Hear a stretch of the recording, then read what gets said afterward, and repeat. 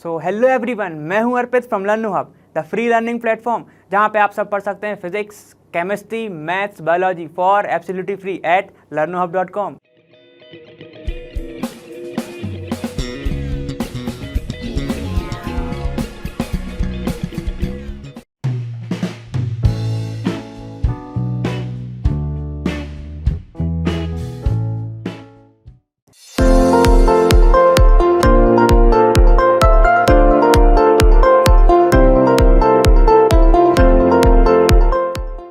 देखो अब ये क्या कह रहा है कि the bromine atom possesses 35 electron उसके अंदर होते हैं, ब्रोमीन एटम के अंदर, ठीक है। इट कंटेन्स क्या 6 इलेक्ट्रॉन इन 2p 6 होता है, ठीक है। 6 इलेक्ट्रॉन इन 3p भी 6 होता है, ठीक है। एंड 5 इलेक्ट्रॉन इन 4p में होते हैं 5 इलेक्ट्रॉन, ठीक। Which of this electron experience the lowest effective nuclear charge? इन सब में से सबसे कम न्यूक्लियर चार्ज किसका होगा? मतलब कि न्यूक्लियर चार्ज जो है इनमें से कहाँ, किस ऑर्बिटल तक एकदम लो पहुँचेगा। मतलब कि देखो ऐसा बोलना चाह रहा हूँ मैं कि ये है तुम्हारा न्यूक्लियस, ये है तुम्हारे क्या ऑर्बिट, ठीक है। कहाँ तक है? 4 तक है, ठीक है।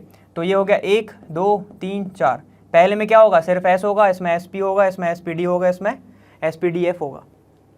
समझ गए बात? देखो अब इसमें क्या है भाई, इसमें है ये सेकंड ऑर्बिट में है, ये किस में है? सेकंड ऑर्बिट में, ये है सेकंड ऑर्बिट में, ठीक। ये है तुम्हारा थर्ड ऑर्बिट में, कौन सा वाला? 3 जो P6 है वो किस में है? थर्ड ऑर्बिट में, और ये किस में है? सेकंड में, ठीक है। ये है तुम्हारा 2p6, ठीक है। अब ये बताओ सेकंड की और थर्ड में, इन दोनों में जो बीच में डिफरेंस होगा, मतलब कि देखो ये है न्यूक्लियस तुम्हारा, इसके पास कौन सा है? पहले सेकंड है, फिर थर्ड है। तो जो न्यूक्लियर चार्ज है सबसे ज़्यादा कौन खींचेगा? मतलब न्यूक्लियस को किस ऑर्बिट के इलेक्ट्रॉन सबसे ज़्यादा खींचेंगे? वो खींचेंगे सेकंड वाले। मतलब देखो ये जो सेकंड ऑर्बिट पे जो इलेक्ट्रॉन प्रेजेंट रहेंगे, ठीक है, वो ज़्यादा ही अट्रैक्टेड रहेंगे किससे? न्यूक्लियस से रहेंगे, ठीक है। उसके बाद किससे रहेंगे? थर्ड से, और उसके बाद सबसे लास्ट में किससे रहेंगे? 4 से। यही है ना। देखो जैसे जैसे क्या होगा, ये पॉजिटिव है तुम्हारा, जैसे जैसे तुम्हारी क्या बढ़ेंगी? डिस्टेंस बढ़ती जाएगी, वैसे वैसे तुम्हारा जो न्यूक्लियर चार्ज है वो क्या हो जाएगा? कम होते जाएगा। यही है ना। जैसे जैसे क्या होगा? जैसे जैसे तुम्हारा डिस्टेंस बढ़ेगा, ठीक है, वैसे वैसे तुम्हारा न्यूक्लियर चार्ज जो है वो कम होते जाएगा। क्योंकि अब यही बात है ना, एक तुम क्या करो, अरे वाईफाई का तो तुमने सुना ही होगा ना। देखो वाईफाई का क्या होता है कि एक रूम में अगर रखा है, जैसे जैसे तुम वॉल लगाते जाओगे तो सिग्नल वीक होते जाते हैं ना, वैसे ही होते जाएगा। समझ गए बात? ठीक, ये है तुम्हारा पॉजिटिव, ठीक है। अब तुम क्या करो, यहाँ पे वॉल लगाते जाओ, तो यहाँ पर जो तुम्हें अट्रैक्शन मिलेगा वो बहुत ही कम मिलेगा, ठीक है। तो सुनो, तो जो 4p5 है ये सबसे लेस इफेक्टिव न्यूक्लियर चार्ज क्या करेगा? एक्सपीरियंस करेगा, ठीक है। इसके पास सबसे कम न्यूक्लियर चार्ज पहुंच पाएगा, जिसके कारण उसके जो इलेक्ट्रॉन हैं वो लूजली बाउंड होंगे किससे? न्यूक्लियस से, ठीक है। तो कुछ भी थोड़ी सी भी एनर्जी दोगे तो वो निकल जाएंगे। समझ गए बात? तो ये था रीज़न। और एक और रीज़न, इसी को हम बोलते हैं स्क्रीनिंग इफेक्ट। अब स्क्रीनिंग इफेक्ट होता क्या है? देखो क्या होता है स्क्रीनिंग इफेक्ट, कि इनके अंदर सिंपल सी बात है, ये तो 4th ऑर्बिटल की बात चल रही है, तो इसके पास कुछ और ऑर्बिटल भी होंगे, ठीक है। कौन कौन से होंगे ऑर्बिट? वो होंगे फर्स्ट ऑर्बिट, सेकंड ऑर्बिट। इसके अंदर भी ऑर्बिट के अंदर क्या होंगे? इलेक्ट्रॉन रिवॉल्व हो रहे होंगे, ऐसे ऐसे रिवॉल्व हो रहे होंगे, किसी में 2, किसी में 8, तो किसी में 18, ऐसे कुछ इलेक्ट्रॉन होंगे। अब वो क्या करें, ठीक है, अब वो क्या करें कि मान लो ये तुम्हारा न्यूक्लियस है, और वो बना ले एकदम क्या ग्रुप बना लें, ऐसा ग्रुप बना लें, ये ग्रुप बना लें इलेक्ट्रॉन्स, और क्या हो, वो क्या करे, इस तक चार्ज ही ना पहुंचने दें। समझ गया ना? इस तक चार्ज ही ना पहुंचने दें। क्यों ना पहुंचने दें? क्योंकि यहाँ पे तो इलेक्ट्रॉन का क्लाउड बन गया, ठीक है। अगर यहाँ पे इलेक्ट्रॉन का क्लाउड बन गया, ठीक है, तो ये वाला जो चार्ज है वो इधर तक नहीं पहुँच पाएगा। इसी इफेक्ट को भी स्क्रीनिंग इफेक्ट बोलते हैं। इसके कारण भी इसका 4p5 का जो रहता है इफेक्टिव न्यूक्लियर चार्ज कम होता है। समझ गए बात? इसी इफेक्ट को स्क्रीनिंग और भी डिटेल में पढ़ेंगे अभी हम, ठीक है। लेकिन अभी इतना ही। अब आगे देखते हैं हम दूसरा क्वेश्चन कौन सा है। अब देखो दूसरा कौन सा कह रहा है कि among the following pairs of orbital which orbital will experience the large effective nuclear charge. इनमें से कौन सा ऑर्बिटल जो है वो सबसे ज़्यादा न्यूक्लियर चार्ज एक्सपीरियंस करेगा, ठीक है। तो पहले दिया है तुम्हें 2s और 3s में से सबसे ज़्यादा कौन सा करेगा, वही वाला कॉन्सेप्ट लगाओ भाई। ऑर्बिट सेकंड वाला ज़्यादा पास में होगा न्यूक्लियस के, और थर्ड वाला थोड़ा दूर होगा, वो वाला तो अभी देखा था 2 और 3, ठीक है। तो जो 2 वाला है, 2 वाला ऑर्बिट जिसके अंदर इलेक्ट्रॉन प्रेजेंट होंगे वो ज़्यादा अट्रैक्टेड होंगे न्यूक्लियस से, तो आंसर क्या हो जाएगा तुम्हारा 2s, ठीक है। इसका आंसर क्या है 2s। सिमिलर बस ऐसे लगाते चलो। उसमें क्या है 3D 4D और 4f, 4D और 4f। D जो है जब भी f आते जाते हैं ना तो उतना ज़्यादा क्या हो जाता है, जैसे जैसे तुम f के पास आते जाओगे वैसे वैसे क्या इसके ऊपर स्क्रीनिंग इफेक्ट बढ़ता जाता है। स्क्रीनिंग इफेक्ट क्या होता जाता है, ज़्यादा होता जाता है। मतलब इलेक्ट्रॉन के जो क्लाउड है वो बनते जाते हैं, और लास्ट वाले इलेक्ट्रॉन को क्या कहता है कि भाई तुम अब मत लो न्यूक्लियर का चार्ज, तुम्हारे पास कृपानी बंद हो गई, समझ गए। तो ऐसा होता है, समझ गए। तो ये देखो 4D जो है, 4D का ज़्यादा अट्रैक्शन होगा किससे, न्यूक्लियस से। ज़्यादा अट्रैक्शन होगा किससे, न्यूक्लियस से 4f के मुताबिक। अब देखो सेम 3D और 3p, इसमें से छोटा कौन सा है, दिमाग लगाओ, 3p छोटा है, ठीक है। p थर्ड वाला है, ठीक है। तो इसका जो रहेगा न्यूक्लियर चार्ज, ये क्या रहेगा, इसका न्यूक्लियर चार्ज होगा ज़्यादा और 3D का होगा थोड़ा सा कम। समझ गए बात, ठीक। पास में वो रहेगा ना, ठीक है, समझ गए बात। चलो अब दूसरा देखते हैं। अब देखो दूसरा कौन सा है कि the unpaired electron in aluminium और silicon are present in 3p, ठीक है। कितने अनपेयर्ड इलेक्ट्रॉन रहेंगे 3p में वो भी बताना है। Which electron will experience more effective nuclear charge from the nucleus, ठीक है। तो चलो देखते हैं। एल्यूमिनियम का एटॉमिक नंबर होता है 13, मतलब Z = हो गया तुम्हारा 13, ठीक है। चलो तो इसका अगर मैं इलेक्ट्रॉनिक कॉन्फ़िगरेशन लिखूं तो कैसे लिखूंगा, इसको लिखूंगा 1s2 2s2, अभी लिख रहा हूँ, बाद में बताऊंगा कैसे लिखूंगा। फिर 2p6, ठीक है। ये कितने हो गए 10 हो गए। इसके बाद कितना आएगा तुम्हारा 3s2, फिर आएगा तुम्हारा 3p1, ये कितना होगा 4, ये 10 और ये होगा 13, हो गए। ये होगा तुम्हारा 13। अब देखो एक बात, मतलब आगे मैं कैसे लिखूंगा, ये देखो ये वाला जो इलेक्ट्रॉनिक कॉन्फ़िगरेशन है वो किससे सेम है, मैं बोल सकता हूँ ये नियॉन से सेम है, एटॉमिक नंबर 10, ठीक है। और इसके बाद मैं लिखूँ 3s2 और 3p1, ठीक है। अब मैं ऐसे लिखूँगा, मतलब नियॉन से सेम है ना, इसलिए ऐसे लिखूँगा मैं, ठीक है। चलो अब क्या होगा, ऐसे लिखूँगा, मतलब तुम ज़्यादातर ऐसे ही देखोगे। अब देखो ये हो गया पहला। अब दूसरा क्या है तुम्हारा, दूसरा है तुम्हारा सिलिकॉन, जिसका एटॉमिक नंबर क्या होता है, Z होता है 14, ठीक है। तो इसको मैं ऐसे लिखूंगा Ne, मतलब नियॉन 3s2 और 3p2, ठीक है। तो अनपेयर्ड इलेक्ट्रॉन कितने हैं इसके अंदर, अनपेयर्ड इलेक्ट्रॉन कितने हैं, एक अनपेयर्ड इलेक्ट्रॉन है। अनपेयर्ड इलेक्ट्रॉन कितना है, एक अनपेयर्ड है, बाकी तो क्या है पूरा वैकेंट है, बाकी तो पूरा वैकेंट है। इसमें कितने हैं, इसमें कितने हैं, 2 अनपेयर्ड है, 2 अनपेयर्ड इलेक्ट्रॉन है, किसमें, p में, समझ गया ना। इसको जब तुम फिल करोगे तो क्या आएगा, ये ऐसा आएगा 1 2, और इसमें क्या होगा, इसमें ऐसा होगा 1, कितने अनपेयर्ड है, 1, और बाकी 2 तो एम्प्टी हैं, यहाँ पे 1 एम्प्टी है, ठीक है। चलो ये हो गया अनपेयर्ड का। अब इसमें से तुमसे पूछा है इनमें से कौन सा ज़्यादा न्यूक्लियर चार्ज अफेक्ट करेगा, मतलब कौन सा एक्सपीरियंस ज़्यादा न्यूक्लियर चार्ज करेगा। देखो तो तुम एक चीज़ तो हमने पीरियोडिक टेबल वाले में पढ़ी थी कि जैसे जैसे तुम क्या बढ़ोगे, आगे बढ़ते जाओगे, जैसे जैसे एटॉमिक नंबर बढ़ते जाएगा, ठीक है, वैसे वैसे क्या बढ़ता जाएगा, न्यूक्लियर चार्ज भी बढ़ता जाएगा, न्यूक्लियर चार्ज बढ़ता जाएगा, ठीक है। जैसे जैसे क्या बढ़ेगा तुम्हारा, Z बढ़ेगा, मतलब एटॉमिक नंबर बढ़ेगा, ठीक है।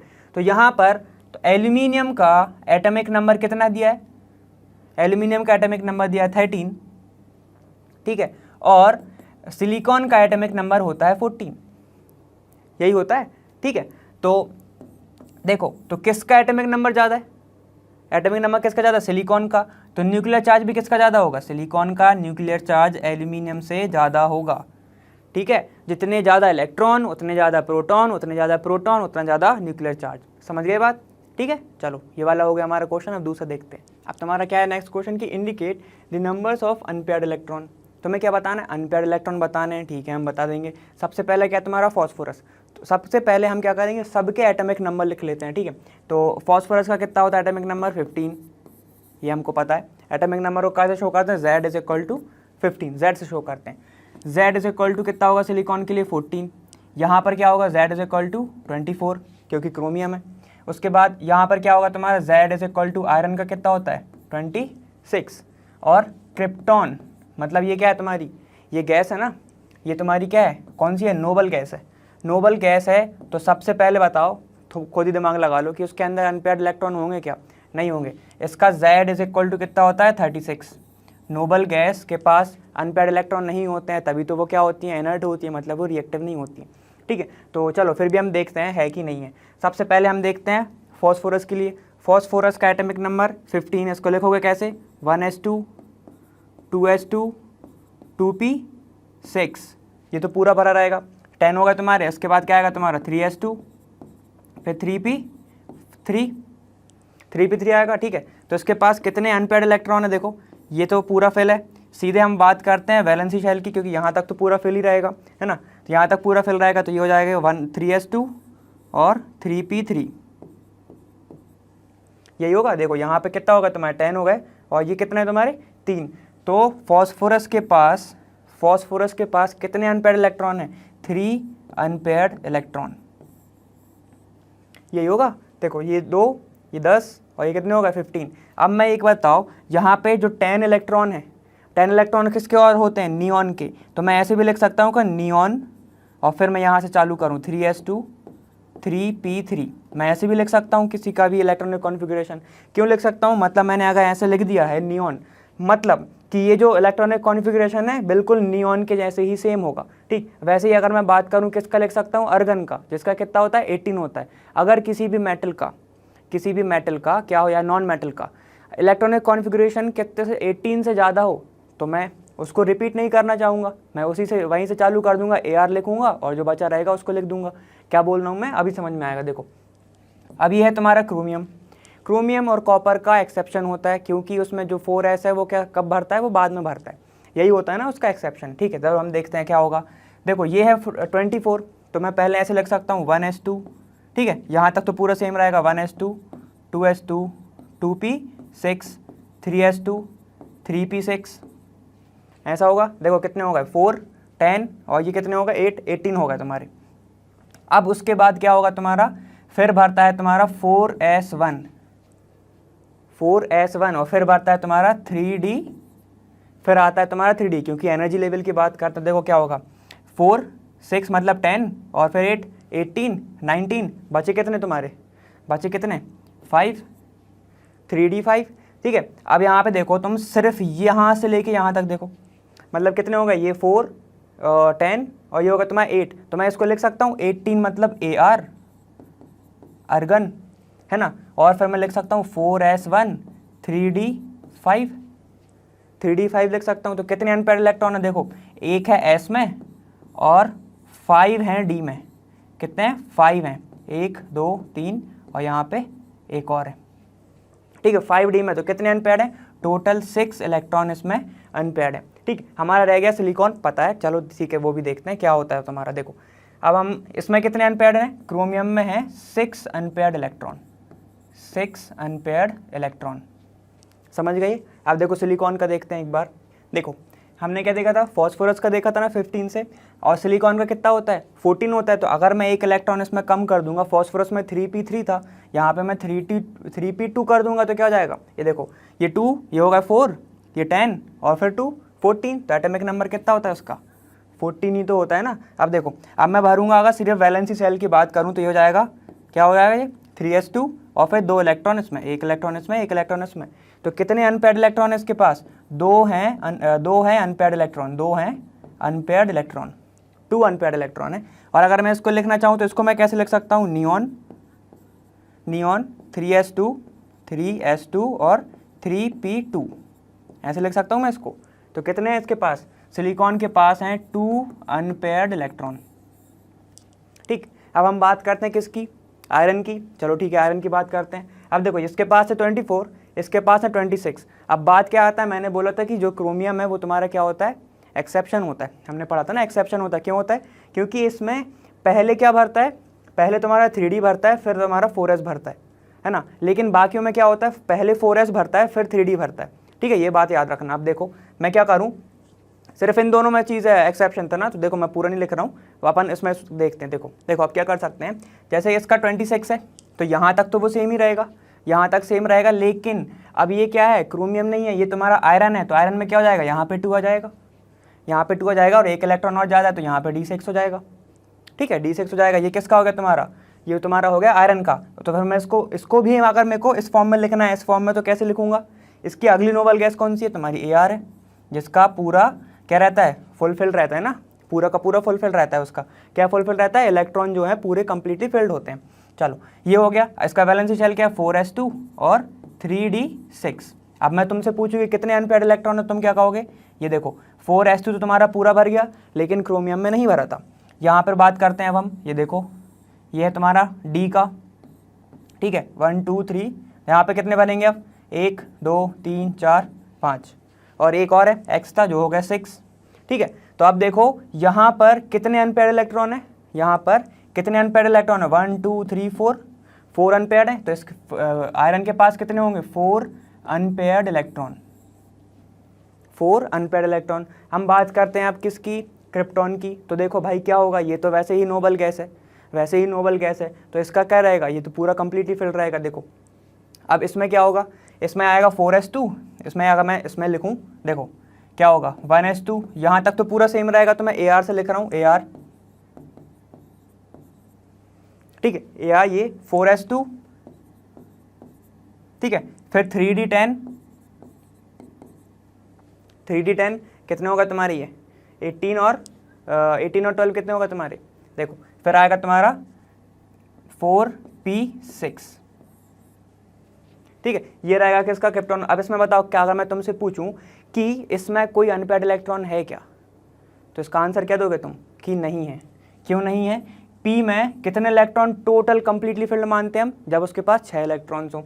D में क्या होता है, D में होते हैं 5 ब्लॉक, और अगर तुम अनपेयर्ड क्या करोगे, तुम कंप्लीटली फिल करोगे उसको, ठीक है, मतलब पेयर करोगे, तो कितने होंगे 10, 4s2, जैसे हमने देखा 3s2 वैसे ही 4s2 करता है, तो इसके पास कोई भी अनपेयर्ड इलेक्ट्रॉन नहीं है, और इसको वैसे भी हम नोबल गैस कहते हैं, है ना, इसको हम वैसे भी क्या कहते हैं, नोबल गैस कहते हैं। तो यहाँ पे लिखोगे तुम no unpaired electrons, no unpaired electrons. समझ गए वाला क्वेश्चन। चलो हम अगला देखते हैं। अब देखो क्या है हमारा नेक्स्ट क्वेश्चन है, how many subshells are associated with n = 4।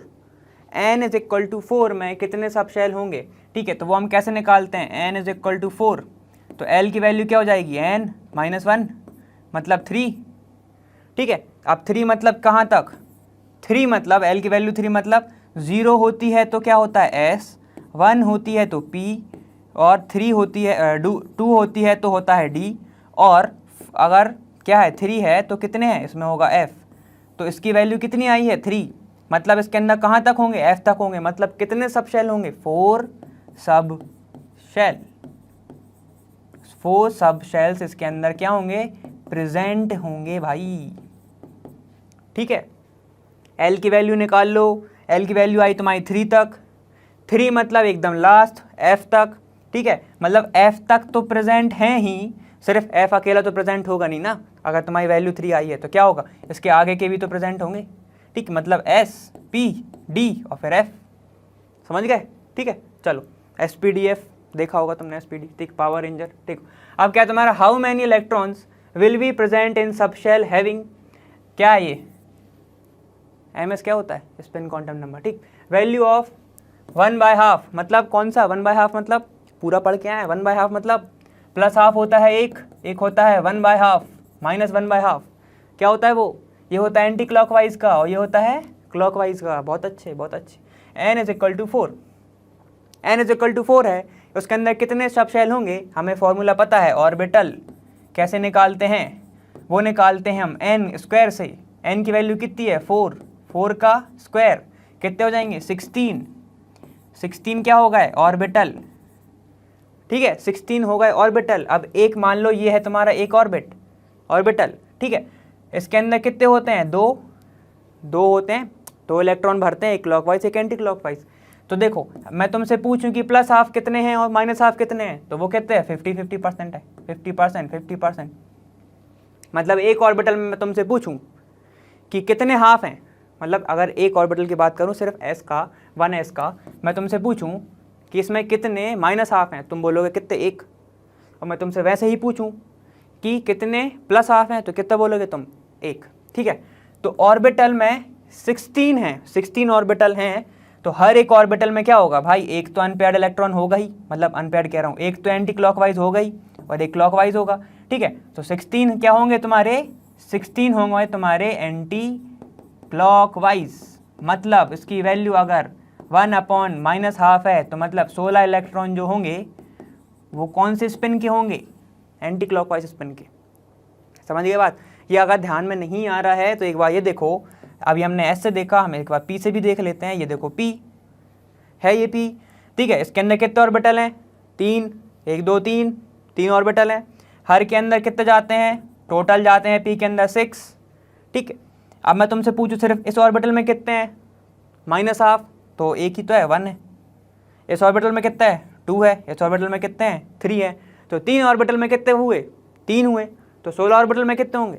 16 होंगे। Easy, that's easy. चलो ठीक है, ये वाला समझ गए होगे, बहुत ईजी था। चलो ठीक है, तो फाइनली हमने ये वाला चैप्टर कर दिया है ख़त्म। जितनी खुशी तुम्हें है उतनी खुशी मुझे भी है, ठीक है। और अब तुम्हें इंतज़ार नहीं करना पड़ेगा कि अब कौन सी वीडियो आएगी, जल्दी जल्दी आ रही है नहीं आ रही, ठीक है। इकट्ठी देखो, पूरी की पूरी देखो, अच्छे से करो, रिवीजन करो, ठीक है। फॉर्मूले तो लिख ही लिए होंगे। और ये वाला चैप्टर आखिरकार तुम्हारा ख़त्म हो गया। 67 क्वेश्चन थे इसमें, ठीक है। तो इससे तो तुम्हारी पूरी प्रिपरेशन हो ही जानी चाहिए, ठीक। उम्मीद करता हूँ समझ में आए होंगे सारे के सारे क्वेश्चंस, ठीक है। 1-2 नहीं भी आए होंगे तो थोड़ा सा कॉन्सेप्ट लगा लेना तुम भी थोड़ा, ठीक है। तो चलो ठीक है, मिलते हैं अब हम अगले वीडियो में, अगले चैप्टर में। और ये वाला चैप्टर अब मैं नहीं देखूंगा, ठीक है। देख रहा हो ना कैसा हुआ है, ठीक। चलो फिर मिलता हूँ मैं, ठीक है। तब तक के लिए बाय। और एक बात तो हमेशा याद रखना, ठीक। क्या याद हो गई होगी? लर्नो हब फ्री है पर बेस्ट है।